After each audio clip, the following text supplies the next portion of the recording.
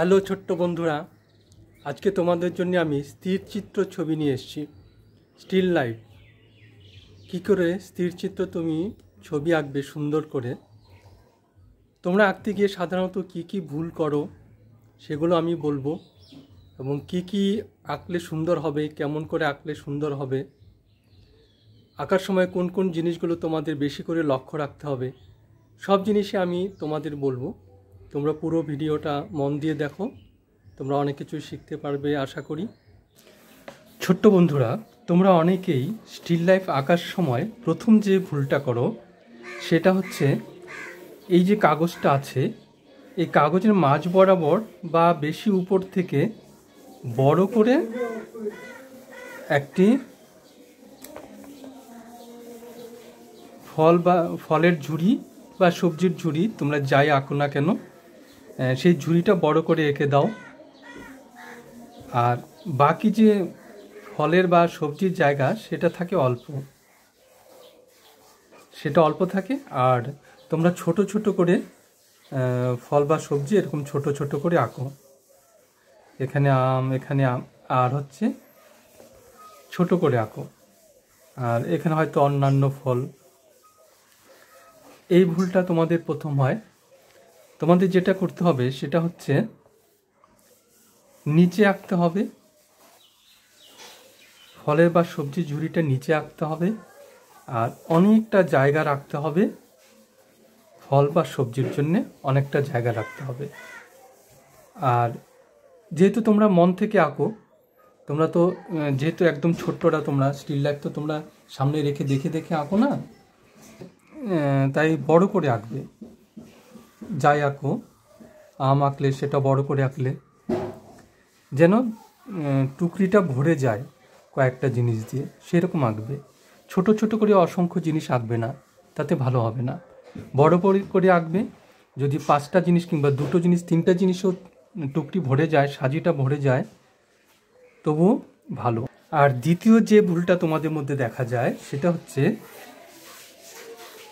মনে করো এই ঝুড়িটা আছে, আর তোমরা কি করো, ছোট ছোট করে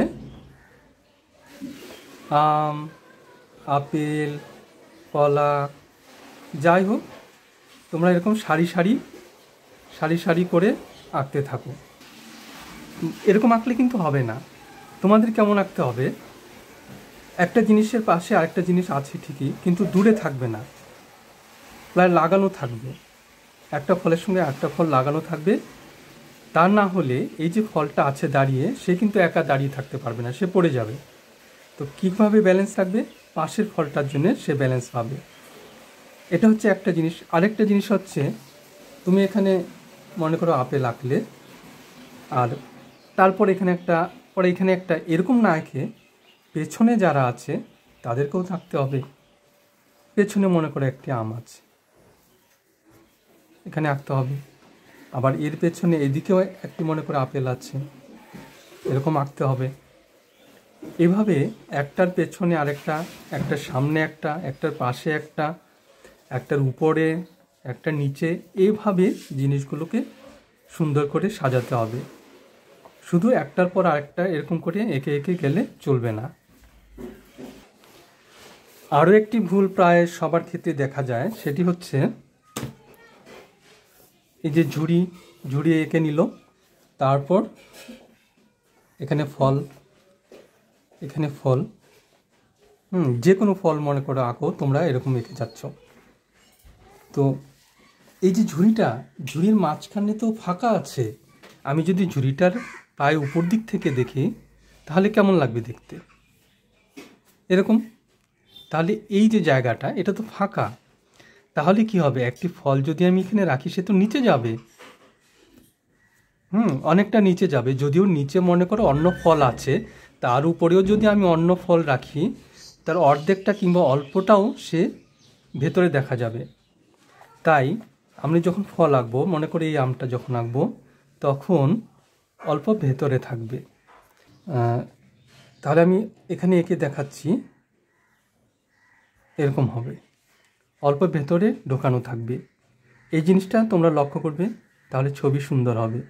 এরকম দাগের উপরে আঁকবে না, তাহলে সেটি ভুল হবে।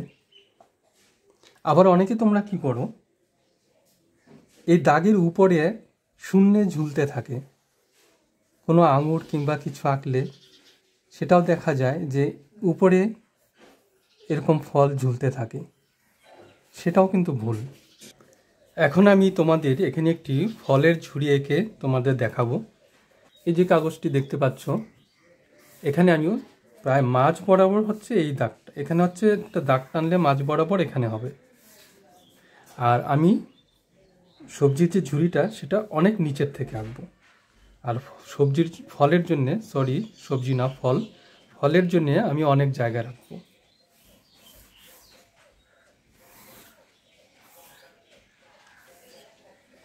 আর ঝুড়িটা আমাকে অনেক বড় আঁকতে হবে, চওড়া করতে হবে, যেন কাগজটা প্রায় ভরে যায়।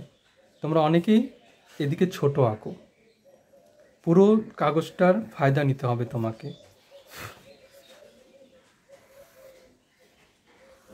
আমি কিন্তু খুবই সহজ করে আঁকবো, যেহেতু তোমরা ছোট্ট আছো তাই তোমাদের জন্যে। আমি ছবিকে আমার মতো করে সুন্দর করতে যাব না, তোমাদের জন্যে আমি খুবই সহজ করে আঁকবো।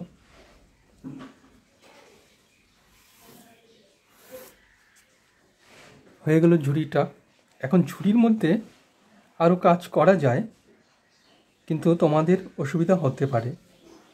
তবু আমি খুব সহজ করে আমি একটি কাজ তোমাদের দেখাচ্ছি।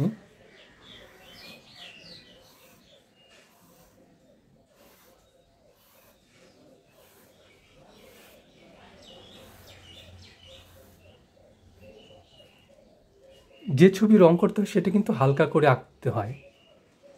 হ্যাঁ, আমি যদি এটা নিজের জন্য আঁকতাম তবে খুবই হালকা করে আঁকতাম, কিন্তু যেহেতু তোমাদের আমাকে দেখাতে হচ্ছে, আমি হালকা করে আঁকলে তুমি দেখতে পাবে না তোমরা, তাই অল্প ডিপ করে আঁকতে হচ্ছে।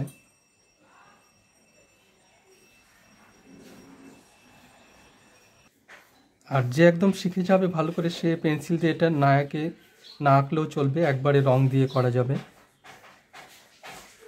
এখন এখানে আমি ফলগুলো আঁকবো।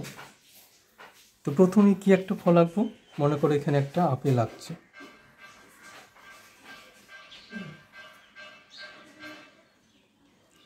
আপেল আঁকলাম, তার পাশে আরেকটি আপেল আঁকবো,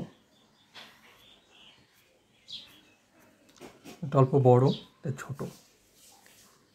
এখন দেখো আমি কিন্তু অনেক দূরে আঁকিনি, তার পাশে অল্প পেছনে। আর এখানে একটি আম এঁকে দিই।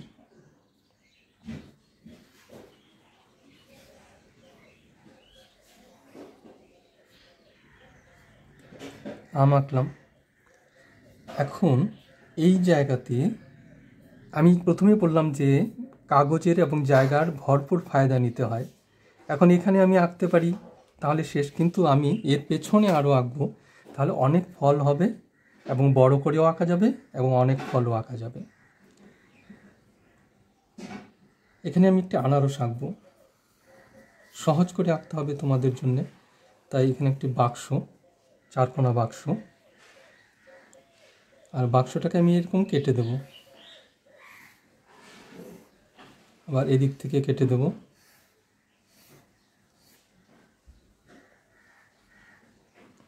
এরকম করে দেব, তাহলেই হয়ে যাবে।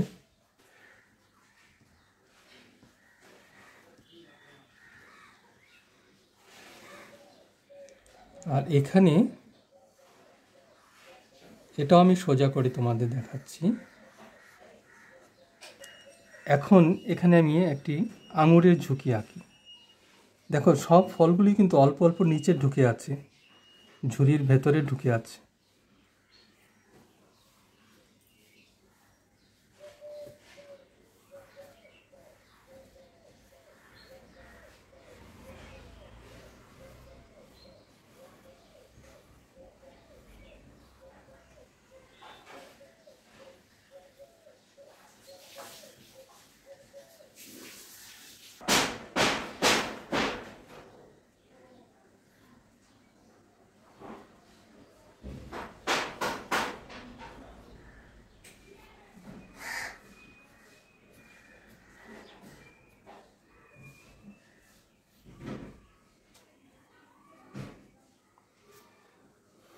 দেখো আঙুর আঁকা হয়ে গেল।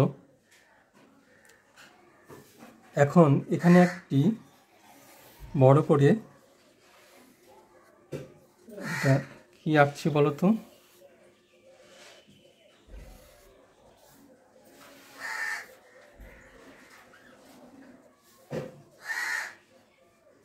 সহজ করে আঁকবো। এটা একটি তরমুজ। এখানে টেবিলের দাগ আঁকবো। মনে করো এখানে টেবিলের দাগ আছে, টেবিলে রাখা আছে, টেবিলের শেষ প্রান্তের দাগ। হ্যাঁ, আরেকটা কথা বলিনি, মাঝে মাঝে দেখা যায় যে স্টিল লাইফ আঁকতে গেলে এই পুরো টেবিলটা আঁকো, টেবিল দেখা যায়, টেবিলের মধ্যে এরকম ঝুড়িটা, সেখানে হচ্ছে ফল, আপেল, হ্যাঁ, এইভাবে তোমরা ফল আঁকো, সেটাও কিন্তু ঠিক না। তোমাদের অল্প জায়গা বড় করে দেখাতে হবে, বেশি জায়গা ছোট করে দেখাতে হবে না। বেশি জায়গা যদি ছোট করে দেখাও সেটা ভালো লাগবে না, তোমাকে অল্প জায়গাকে বড় করে দেখাতে হবে। পুরো জায়গাটাকে নিয়ে আমি ব্যবহার করব, কাগজের পুরো জায়গাটাকে ব্যবহার করব। যত বেশি জায়গা আমি ব্যবহার করতে পারবো তত বেশি সুন্দর হবে। এখানে দেখো আমি পুরো পেজটাকে ব্যবহার করলাম, বড় করে আঁকলাম, অল্প আঁকলাম, বড় করে আঁকলাম, এবং সুন্দর লাগবে। আর এইভাবে কখনোই আঁকবে না। এভাবে যখন আমি একটা সিনারি আঁকবো, একটা ঘরের ছবি আঁকবো, একটা বাড়ির ছবি আঁকবো, হ্যাঁ, অন্যান্য জিনিস আঁকবো, তখন সেরকম আঁকবো। কিন্তু শুধু স্টিল লাইফের ক্ষেত্রে বড় করে শুধু এতটুক জায়গাকেই আমি বড় করে দেখাবো। এখন আমি এই ছবিটাকে রং করব। রং করতে গেলে সবার প্রথমে তোমাদের আলো ছায়ার কথা ভাবতে হবে। স্টিল লাইফে বেশিরভাগই হচ্ছে আলো ছায়ার কাজ। সুন্দর করে যে যত আলো ছায়া দিতে পারবে তত ছবিটা সুন্দর হবে। আর বন্ধুরা, তোমাদের কাছে আমার আবদার, তোমরা চ্যানেলটি সাবস্ক্রাইব করে নাও। যারা করেছো তাদের তো অসংখ্য ধন্যবাদ। আর ভিডিওটি লাইক করে দিও, আর তোমাদের কমেন্টসে অপেক্ষায় থাকবো। এখন চলো ছবিটি রং করা শুরু করি। এখন আমি এই ছবিটা রং করব। তো রং করার সময় তোমাকে ভাবতে হবে যে তুমি কোন দিক থেকে তোমার ছবিটাতে আলো আসছে, সেটা তোমাকে আগে ভেবে নিতে হবে। প্রথম এবং অতি প্রয়োজনীয়, অতি গুরুত্বপূর্ণ বিষয় হচ্ছে এটা। তোমাকে রং করার আগে প্রথমে এটা ভাবতেই হবে যে তোমার ছবিতে কোন দিক থেকে আলো আসছে। এদিক থেকে আসছে নাকি এদিক থেকে আসছে নাকি উপর দিক থেকে আসছে, সেটা তোমাকে ভেবে নিতে হবে। তো আমি এটাকে ধরে নিলাম যে এদিক থেকে আলো আসছে। তো সেই হিসাবে আমাকে পুরো ছবিটা রং করতে হবে। আর বন্ধুরা, তোমরা যারা ছোট্ট আছো তারা স্কেচ পেনে বর্ডার দিয়ে নেবে, কোনো ব্যাপার না। কিন্তু যখন অল্প শিখে যাবে তখন তোমরা স্কেচ পেনে বর্ডার দেবে না, এমনিতেই রং করবে। আর যদি খুবই দরকার পড়ে তবে গ্লাস মার্কিং দিয়ে পরে বর্ডার দিয়ে নেবে। সব না, কিছু কিছু জায়গায় যেখানে ছায়া আছে সেখানেই বেশিরভাগ গ্লাস মার্কিং দিয়ে বর্ডার দেওয়া যায়। সেই ব্যাপারে গ্লাস মার্কিং দিয়ে আমি অন্যদিন তোমাদের দেখাবো। আজকে এটা করি। তাহলে আমি এখান থেকে শুরু করি।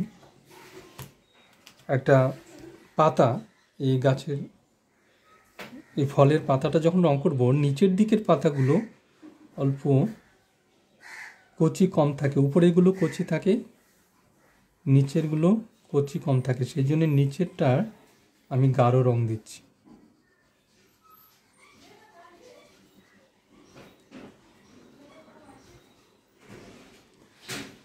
ছোট্ট বন্ধুরা, ভিডিওটি হয়তো অল্প বড় হয়ে যাচ্ছে, কিন্তু তোমরা সম্পূর্ণ দেখো,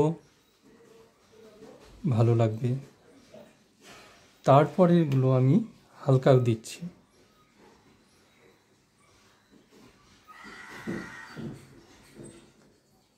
স্কেচ পেনে বর্ডার না দিলে দেখো আমি রং দিয়ে বর্ডার দিয়ে নিচ্ছি, যেখানে যে রং আছে সেই রং দিয়ে বর্ডার দিয়ে নিচ্ছি। আর উপরে এটা একদমই হালকা সবুজ দেব।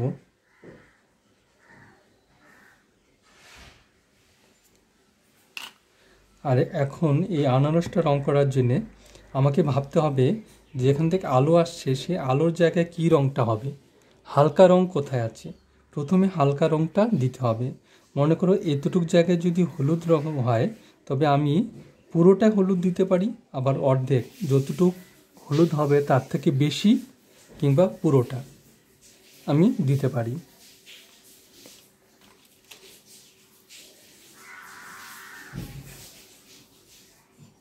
হালকা করে রং করছি, আর রং যে কোনো একদিকে টানতে হবে। এই যে ছবিটা, এই ফলটা আমি এইভাবে রং টানছি, তাহলে আমাকে পুরো ফলটাতে এভাবেই রং টানতে হবে। এখন এটা এভাবে টানছি, অন্য একটা রং এভাবে টানবো, তাহলে কিন্তু হবে না।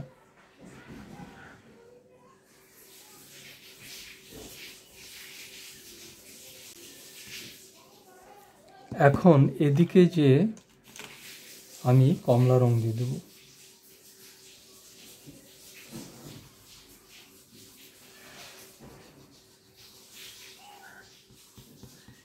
দেখো এই দুটো রঙের মাঝখানে কিন্তু কোনো দাগ নেই, সেটা লক্ষ্য রাখতে হবে। দাগ থাকলে চলবে না, মিশে যেতে হবে। আমি এটা এদিক থেকে টানলাম, আর এই রঙটা এদিক থেকে গিয়ে ওদিকে টানলাম, মাঝখানে গিয়ে মিশে গেল। নানানভাবে মেশানো যায়, সেটা এক ভিডিওতে সব দেখানো সম্ভব নয়, তোমাদের মাথা গুলিয়ে যাবে। এই কমলা রঙটা আমি পুরোটাও দিয়ে দিতে পারতাম, পুরোটা দিয়ে তার উপরে আমি এদিকে খয়েরি রং দিতে পারতাম। তো আমি অল্প দিয়ে এখানে খয়েরি দিয়ে দিচ্ছি, সময় বাঁচবে।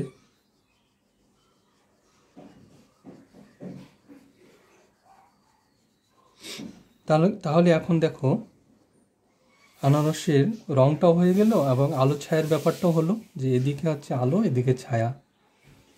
এখন এই যে দাগটা, এই দাগগুলো আমি খয়েরি রং দিয়ে দিচ্ছি।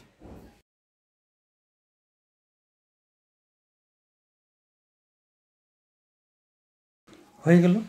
খুব অল্প কাজ করব, বেশি কাজ করা যাবে না, তোমরা ছোট তাই। এখন আপেলটি রং করব। আপেলের ঠিক তেমনিভাবে এখানে হালকা আলো পড়ছে, তাই হালকা রং। তারপরে আস্তে আস্তে এদিকে অন্ধকার হবে।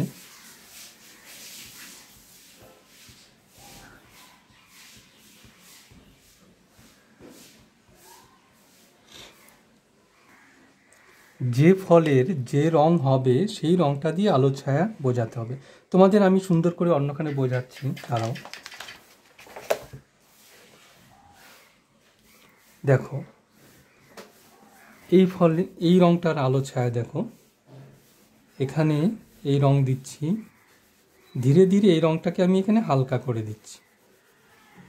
যেখান থেকে হালকা করে দিলাম সেখান থেকে এই রংটারই হালকা করে দেব। এখান থেকে শুরু করলাম, দেখো ডিপ করে, আবার এই রংটা এখান থেকে হালকা করে দেব। এখান থেকে যদি অন্য রং করি তাহলে কিন্তু হবে না। যেখান থেকে হালকা করা শুরু করলাম সেখান থেকে আমাকে হালকা রংটা শুরু করতে হবে। তাহলে এখান থেকে আমি কমলা রং শুরু করব। দেখো আমি কিন্তু আলোর দিকে যাচ্ছি। আবার এখানে হালকা করলাম, এখন আমি সেই হলুদটা দিব।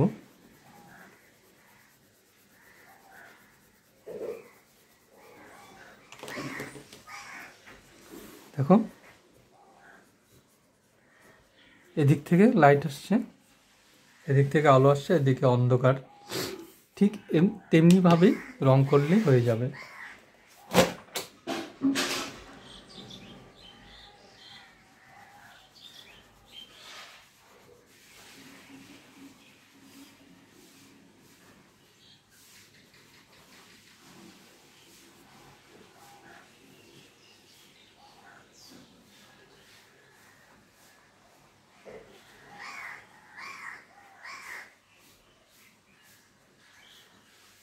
এই আপেলটাও এরকম করেই রং করলাম, সময় বাঁচানোর জন্য তোমাদের দেখালাম না।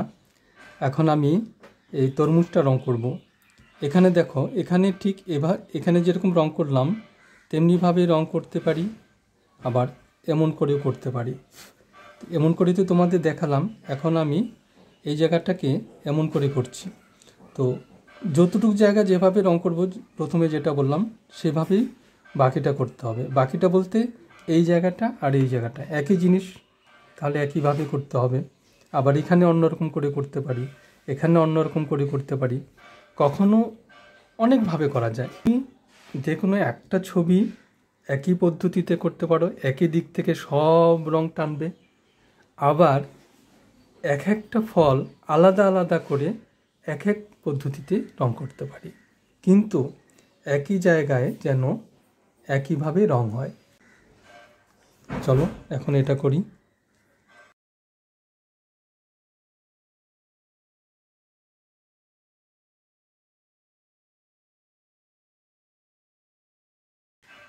আর যেখানে গাঢ় আছে সেখানে আমি একটু নীল দিয়ে দেবো।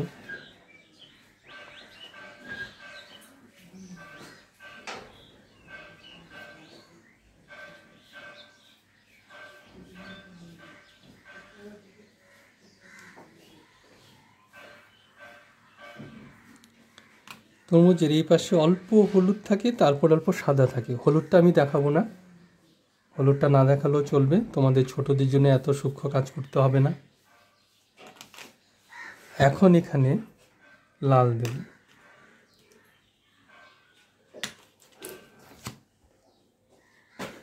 এটাকে আমি এভাবে টানতে পারি, যে কোনো একভাবে, এভাবে টানতে পারি, এভাবে টানতে পারি। তাহলে কিভাবে টানবো, আমি এভাবে করি।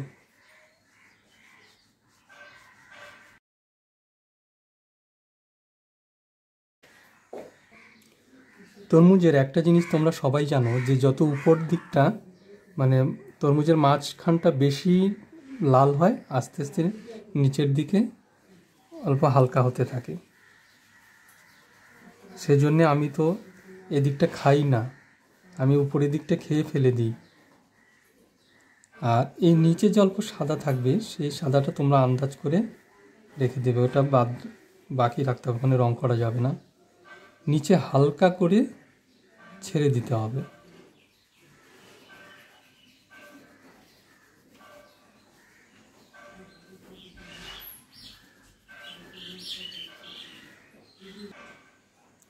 এখন উপরে সুন্দর করে ডিপ করে দেব।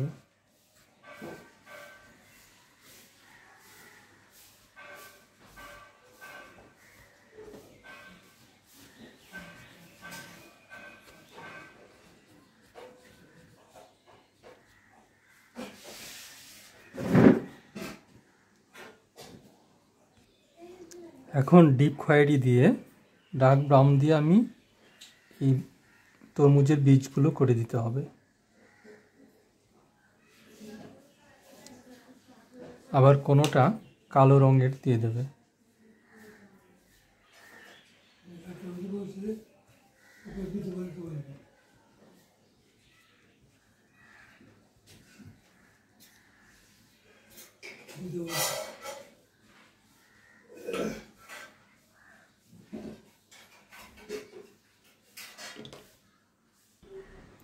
এখন আমি এই আঙুরগুলো রং করব, কিন্তু এই আঙুরগুলো এত ছোট যে তোমরা রং করাটা দেখতে পারবে না, ভিডিওতে বুঝতে পারবে না। তাই আমি তোমাদের অন্যখানে বড় করে একটা আঙুর তোমাদের রং করে দেখাচ্ছি।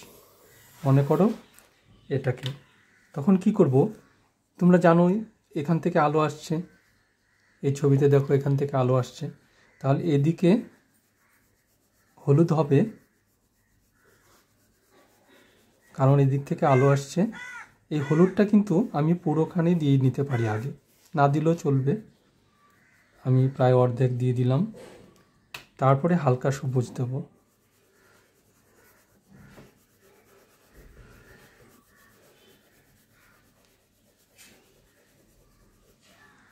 হলুদটা আমার অল্প দরকার, কিন্তু আমি দিলাম বেশি করে, বেশি করেই দিতে হয় নিচে পর্যন্ত। তারপরে নিচে কি দেবো, আমি ডিপ সবুজ দেবো। এদিকে অন্ধকার আছে,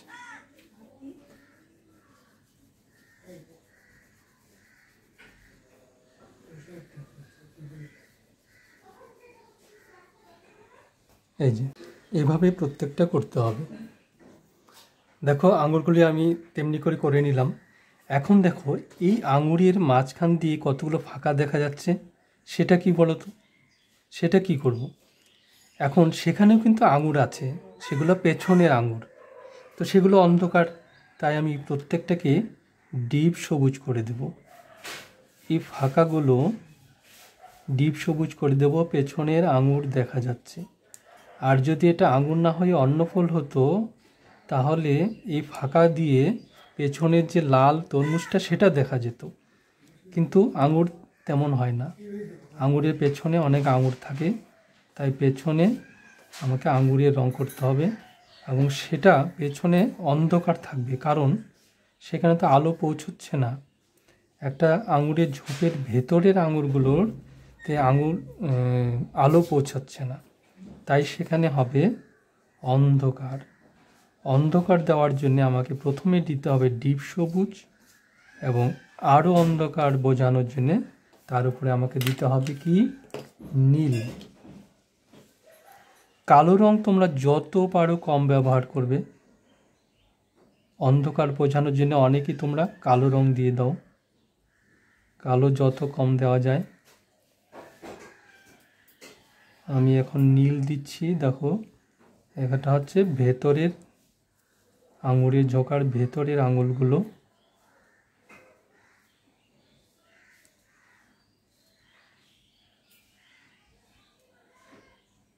আবার যেখানে খুব অন্ধকার আছে, সামনের আঙুরগুলোতেও যেখানে বেশি অন্ধকার আছে, সেখানে তুমি নীল দিতে পারো।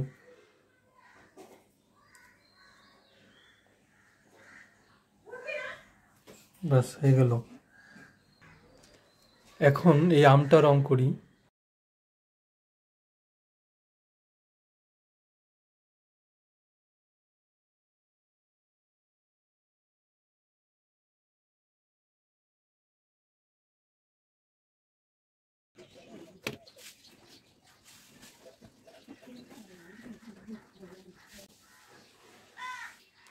এখন আমি ঝুড়িটিতেও তেমনিভাবে আলো ছায়া করে আমি করব।